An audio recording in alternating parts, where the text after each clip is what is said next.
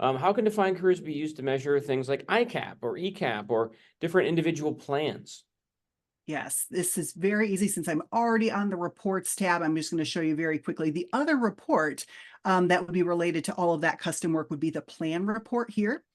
And this is where, and we do have the ability to add multiple plans. So this could be the portrait of a graduate that we talked about, where you're measuring, communication or collaboration, or it can be something like an ICAP or ECAP, which I've got a couple of examples right in here where you can take a look at, what this looks like. I'm going to go right into just our portrait of a graduate just to kind of show you an idea of what this would look like from the educator side and what that report would look like.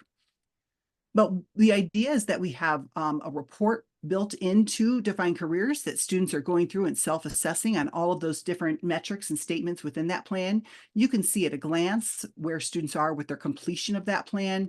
You can break it down by all of those different groups. So whether it's a portrait of a graduate or if it's ICAP or ECAP, depending on the different areas there. And then you can even drill into a specific statement to see, what it is that where students are with particular areas within that particular statement. So here you can see all of their names, the status, and what it was that it looks like. So that kind of goes along with both the portrait of a graduate as well as ICAP or ECAP.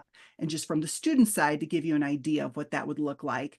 Since I'm in Colorado, I'll show you that one. But, they have ICAP here. We've got all of these different buckets, what the student can do. And we'd want to put this into student-friendly language. But we could take a look at that task, take a look at that big bucket, I guess, and all of their different statements. Students can go in, change their progress, add any sort of evidence, which would be projects that they could be completing in defined careers or outside if it's part of their personal projects. So lots of different ways that can be used for either all of those statewide initiatives or for a portrait of a graduate as well.